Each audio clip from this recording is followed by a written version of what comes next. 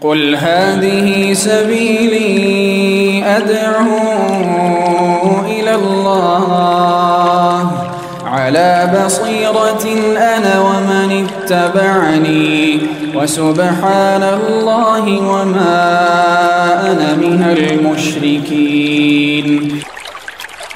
الحمد لله رب العالمين والعاقبة للمتقين فلا عدوان إلا على الظالمين.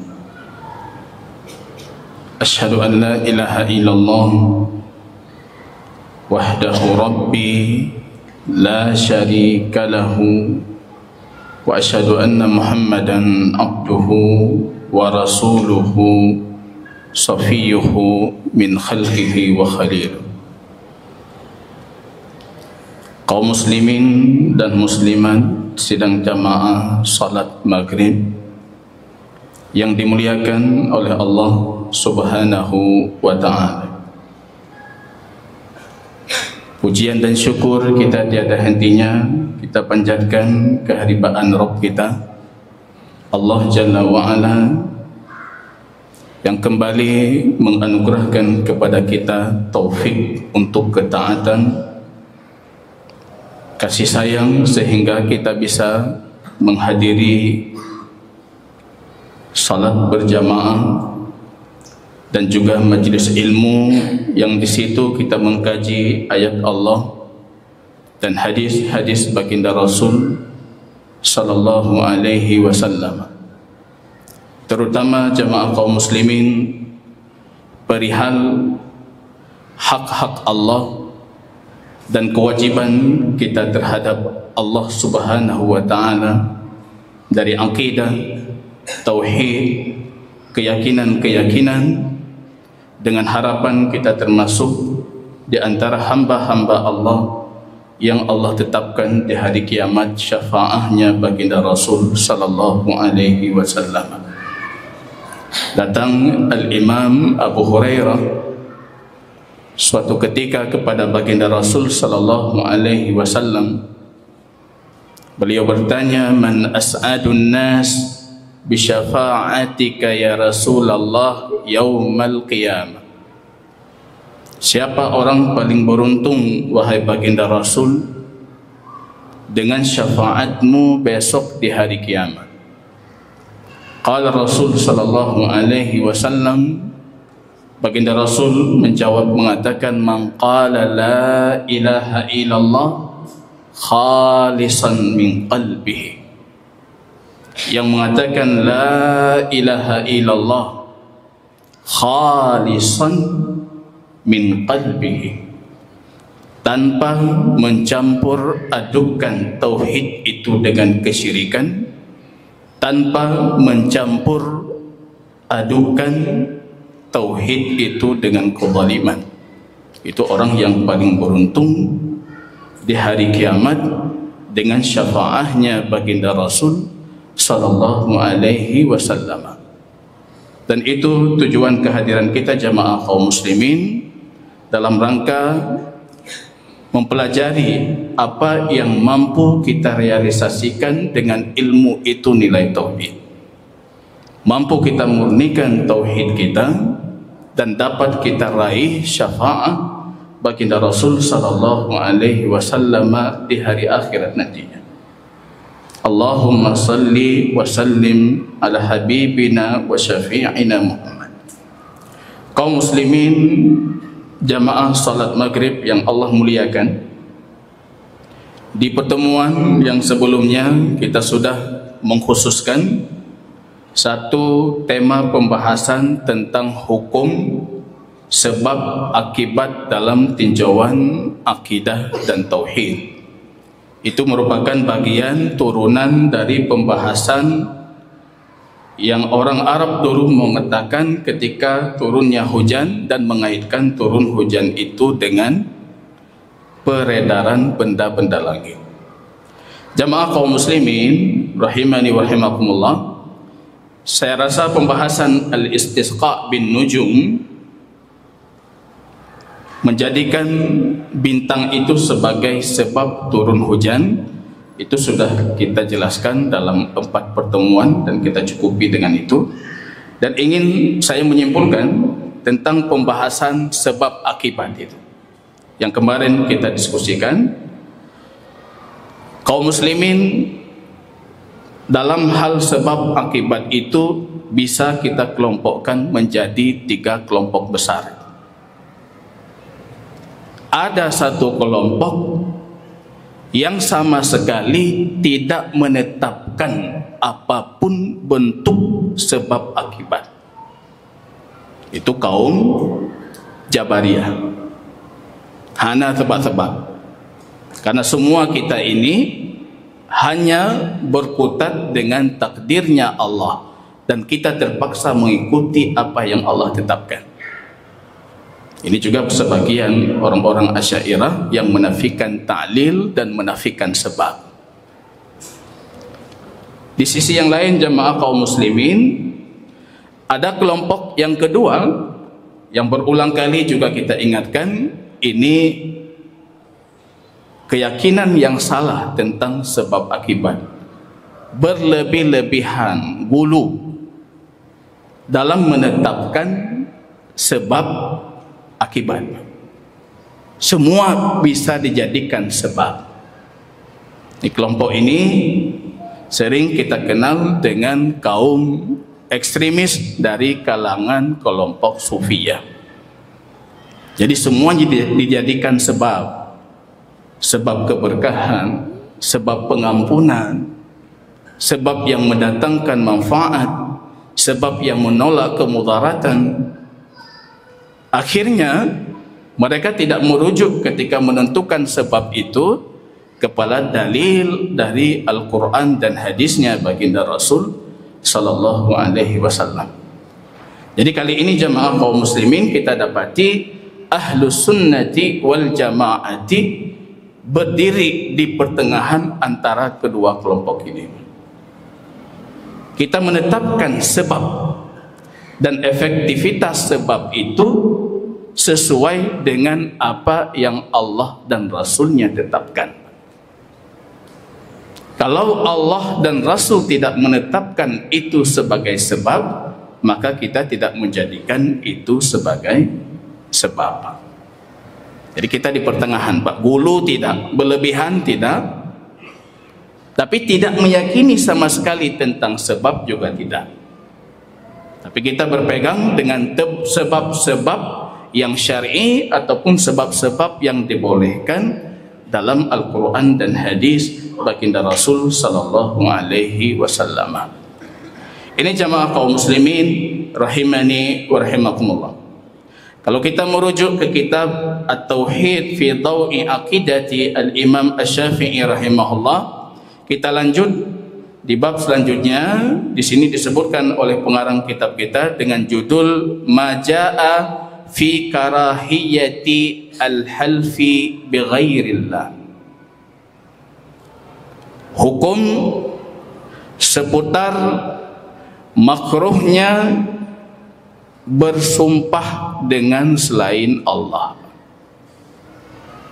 Jadi yang akan kita bicarakan malam ini dan di malam selanjutnya yaitu tentang hukum bersumpah dengan selain Allah. Memang bukan tradisi masyarakat kita bersumpah. Anda yang pernah umrah, pernah pergi ke tanah Arab, kita dapati orang Arab itu memang tradisi mereka itu bersumpah. Bak jalan mula-ulang sumpah. Wallahi, billahi, tallahi. Bahkan untuk bersumpah pun mereka punya sirah, pola-pola kalimat yang sangat beragam. Itu tradisi orang Arab. Namun hukum yang kita kaji jamaah kaum muslimin, jika kita bersumpah, maka kewajiban kita dalam bersumpah itu harus bersumpah dengan nama Allah. Karena sumpah itu definisinya rabtun nafsi, mengikat diri kita untuk melakukan sesuatu atau tidak melakukan sesuatu dengan zat yang kita anggap itu agung. Itu sumpah. Demi Allah kita katakan, saya tidak akan melakukan itu. Demi Allah, saya akan melakukan itu. Karena kita yakin Allah itu sangat agung. Ketika kita ingin meyakinkan lawan bicara kita untuk mempercayai apa yang kita bersumpah dengannya, maka kita bersumpah dengan zat yang paling agung dalam keyakinan kita. Dan itu Allah. Maka di sini lahirnya larangan bersumpah dengan selain Allah. Tak boleh bersumpah dengan selain Allah. Selain Allah di sini jamaah kaum muslimin termasuk para nabi. Tak boleh kita katakan demi Muhammad, demi Rasulullah. Termasuk Ka'bah, demi Ka'bah. Termasuk orang tua. Bahkan dalam hadis Rasul mengatakan, wala tahlifu bi abaikum. Jangan kalian bersumpah dengan orang tua kalian. Itu Umar ibn Khattab dan tradisi masyarakat jahiliyah. Umar di sisi baginda Rasul bersumpah bi abi, demi ayahku. Rasul menyanggah Umar mengatakan la tahlifu bi abaikum. Jangan kamu bersumpah dengan orang tua. Tradisi masyarakat jahiliyah, orang tua itu dianggap agung, besar. Jadi ketika mereka bersumpah dengan orang tua mereka. Ahlifu bi abi, aku bersumpah dengan bapakku. Aku bersumpah dengan ibuku. Aku bersumpah dengan moyangku. Mereka bersumpah bahkan dengan moyang. Ini jamaah kaum muslimin, hukum yang akan kita bicarakan.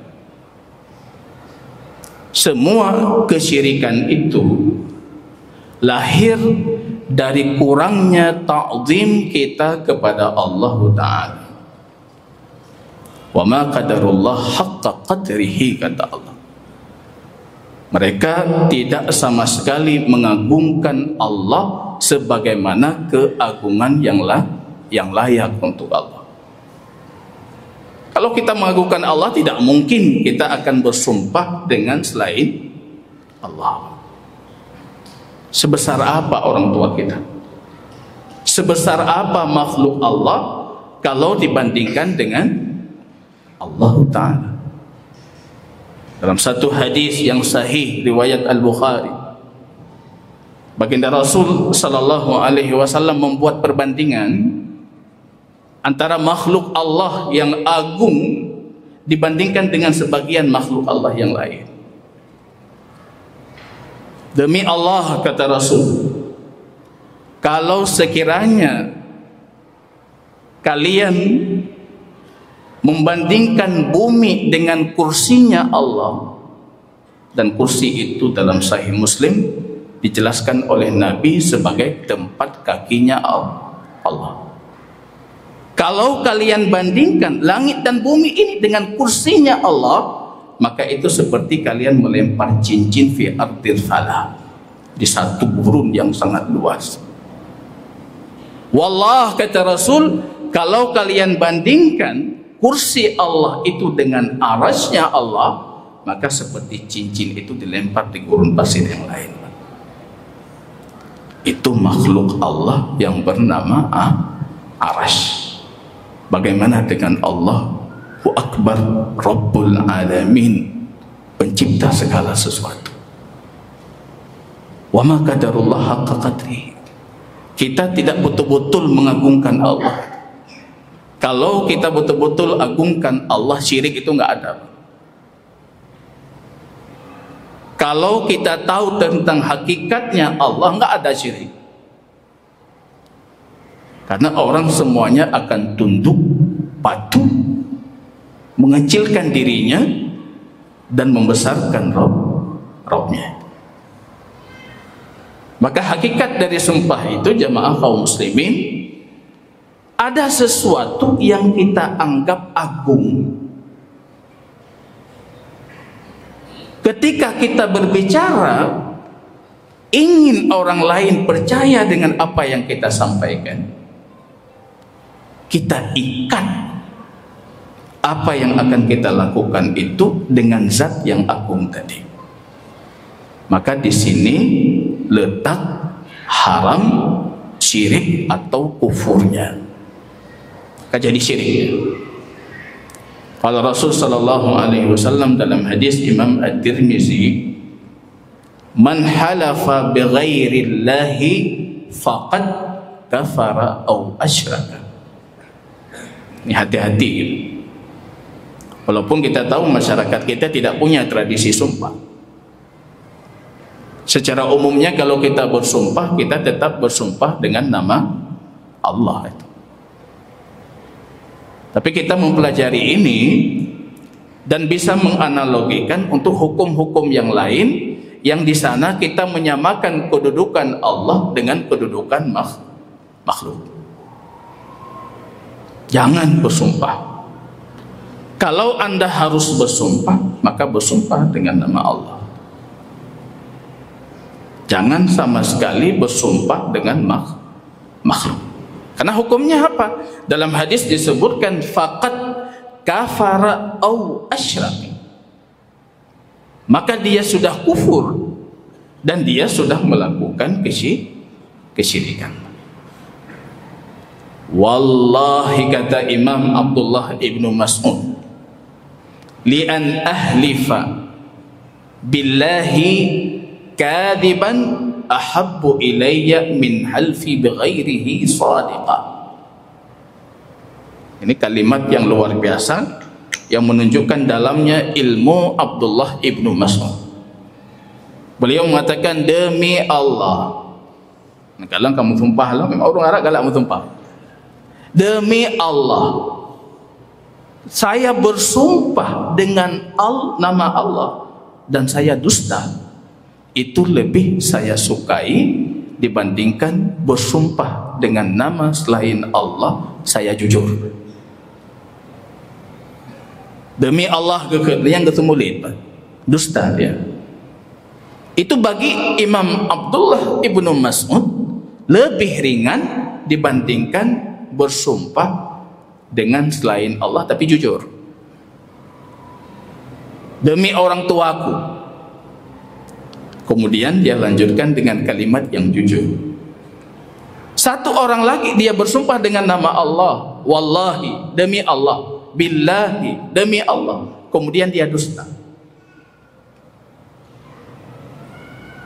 Kata beliau, itu lebih ringan. Ini coba kita kupas dulu ini. Ada orang bersumpah dengan nama Allah, bohong, dusta. Dosanya berapa itu? 2. Yang pertama dosa dusta. Yang kedua, bersumpah dengan nama Allah untuk dustanya. Besar itu dosanya, Pak. Banyak pedagang di luar itu yang bersumpah ketika menjual atau menjajakan barang dagangannya dengan nama Allah. Demi Allah, 20 ribu lo. Padahal gue belum 20 ribu. Apa kata Rasul? Al-yamin, sumpah itu munfikatun lisil'ah, melariskan daganganmu. Tapi Anda harus mengetahui, kata Nabi, wa mumhikatun lil barakah, tapi menghilangkan berkah. Laris betul, tapi berkah enggak ada. Dalam satu riwayat baginda Rasul mengatakan munfikatun lisil'ah wa mumhikatun lil kasab, melariskan barang dan menghilangkan pekerjaan. Jadi bukan berkahnya, but-but gadel tinggal. Orang yang suka bersumpah, baca-baca sumpah. Ini jamaah kaum muslimin rahimani wa rahimakumullah. Jadi tema ini di sini kita ulang kaji judul babnya, Maja'a fi karahiyati al-halfi bighairillah. Apa yang datang dari wahyu Allah ataupun hadis baginda Nabi tentang makruhnya bersumpah dengan selain Allah. Ini yang saya khawatir jamaah ketika mendengar makruh. Dalam pikiran kita nyebut baju sebagai makruh. Yang baik haram makruh ada masalah. Karena banyak tumpu kita mengatakan makruhnya rokok, hari ini kita masih merokok, makruh. Harus kita ketahui makruh kalau disebutkan oleh para ulama mutaqaddimin, itu maksud makruh itu adalah haram. Itu bukan makruh yang kita pahami dilakukan tidak masalah, tapi haram. Kalau Imam Syafi'i, nanti akan kita pelajari pernyataan Imam Syafi'i, wa kullu yaminin bighairillahi fahiya makruhah, kata beliau. Semua sumpah dengan selain Allah itu makruh. Jangan dipahami itu makruh boleh dilakukan, tidak berdosa. Makruh itu haram. Kalau Imam Ahmad mengatakan makruh, maka makruh itu hakikatnya haram. Makruh yang kita pahami itu definisi belakangan. Ulama mutaqaddimin tidak berani mengharamkan sesuatu karena mereka khawatir itu masuk ke dalam bab menghalal ataupun mengharamkan, dan itu haknya Allah. Maka mereka mengganti dengan lafaz makruh. Jadi harus kita pahami dulu. Ini temanya haram. Bukan haram kecil. Syirik. Kalau Anda meyakini zat yang Anda sebutkan ketika bersumpah itu tidak sama seperti keagungan Allah, tidak lebih besar dibandingkan keagungan Allah, maka para ulama sepakat itu syirik kecil. Ini kembali ke hukum sebab kemarin, karena banyak yang bertanya ke saya setelah kajian tentang masalah-masalah tertentu perihal sebab itu. Kalau keyakinannya itu tidak menyamakan Allah dengan makhluk atau lebih mengunggulkan makhluk dibandingkan Allah, itu masih dalam batasan syirik kecil. Tapi ketika Anda bersumpah dengan sesuatu dan Anda menganggap sesuatu itu keagungannya seperti Allah, atau dia jauh lebih besar dibandingkan Allah, ini sudah jatuh ke dalam syirik besar. Sama dalam perihal sebab-sebab yang bukan sebab syar'i. Ketika Anda meyakini misalnya, atau Anda menjadikan sebab itu sebagai pendatang manfaat lebih besar dibandingkan Allah atau sama seperti Allah, maka terjerumus ke dalam syirik besar. Ya, perlu kita wanti-wanti itu saudara kita kaum muslimin di luar. Ada yang takut dengan kubur, dengan makam melebihi ketakutan mereka kepada Allah. Ada yang mencintai makam, mencintai kubur melebihi cinta mereka kepada Allah. Tapi ya dengan Allah hanaya, tapi ya dengan kubur, ya. Ini sudah terjerumus ke dalam syirik besar. Jamaah kaum muslimin rahimani wa rahimakumullah. Kembali ke judul bab, Maja'a fi karahiyati al-halfi bighairillah. Hukum itu maja'a dari hadis, dari firman Allah tentang larangan atau makruhnya bersumpah dengan selain Allah. Jadi kata selain Allah di sini jamaah kaum muslimin, semua makhluk Allah tanpa terkecuali. Enggak boleh kita bersumpah. Selain Allah berarti boleh kita bersumpah dengan nama atau sifat Allah. Itu udah enggak masuk ke dalam larangan. Kalau kita bersumpah dengan nama Allah, Bir-Rahman, demi zat yang maha penyayang, boleh.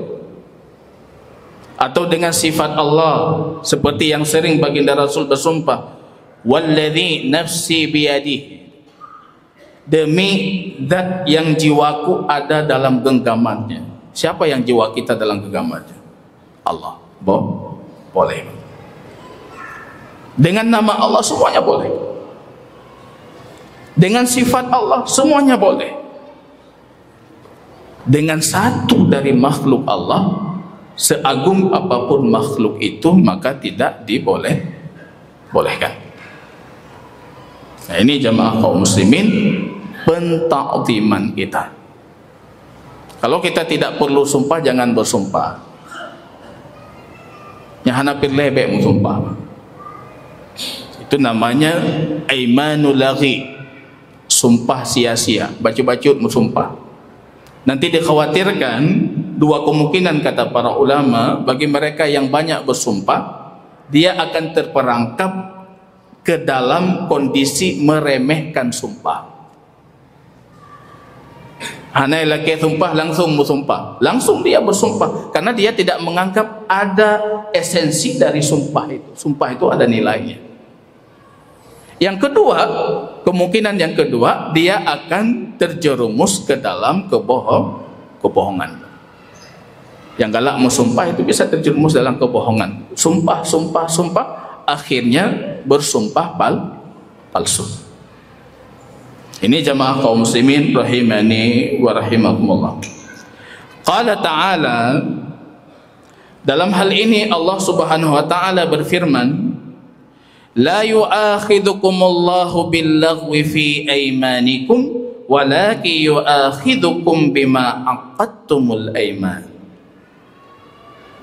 Allah tidak akan menghukumi sumpah kalian yang sia-sia. Ini banyak penafsiran para ulama tentang sumpah laghi, yaitu sumpah yang terucap tanpa dikehendaki maksudnya. Itu sering orang Arab 5 minit tak pegah hega sumpah, 10 minit tak pegah 15 haga sumpah. Itu sumpah laghi, sia-sia, itu enggak ada, tidak ada arti.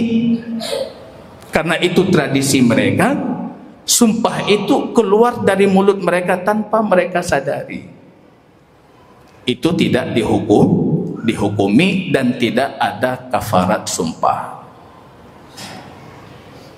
Itu pernah terjadi kepada baginda Rasul. Rasul suatu ketika datang A'rabi Badui, bertanya tentang, ya Muhammad, apakah engkau Rasulullah? Rasul mengatakan, betul, aku Rasulullah.